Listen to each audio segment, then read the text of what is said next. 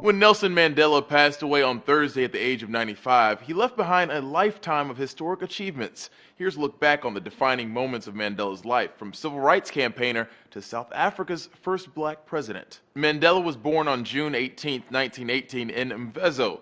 After the death of his father, the 9-year-old Mandela was taken in by a tribal regent and given an education, with the expectation he would one day become a tribal leader. As apartheid laws and policies took hold in South Africa, Mandela began to take a leadership role in the African National Congress, an organization committed to fighting the racial oppression of apartheid.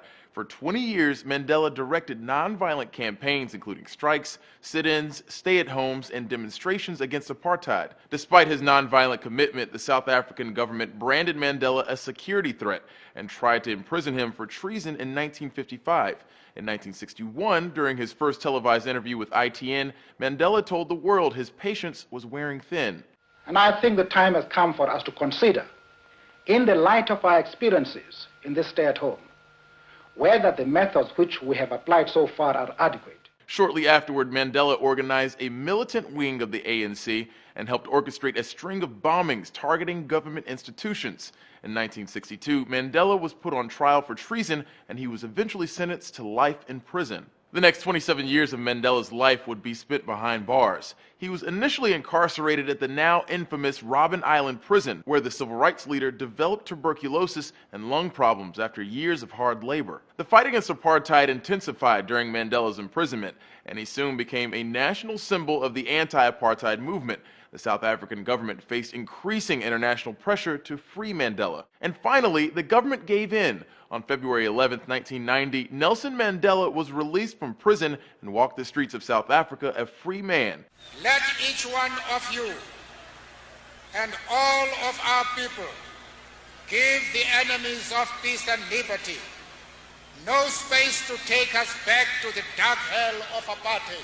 Mandela was elected president of the ANC the following year and helped negotiate for multiracial elections with the government. When the ANC was finally allowed to participate in the country's political process, Mandela was the obvious choice for a presidential contender. In 1994, Mandela cast the first vote of his life. It was for himself as president, and he won in a landslide. Mandela served one 5-year term as South Africa's president, during which he worked to reform the country's constitution and end apartheid. He announced his retirement from politics in 1999. Despite his retirement, Mandela's activism continued unabated. He focused on combating the HIV/AIDS epidemic sweeping through Africa and funded several charitable foundations. He made his last public appearance at South Africa's World Cup in 2010. Mandela's story of overcoming oppression continues to inspire civil rights activists, and he remains a symbol of national unity to the people of South Africa. For Newsy, I'm Christian Bryant, multiple sources, a broader view.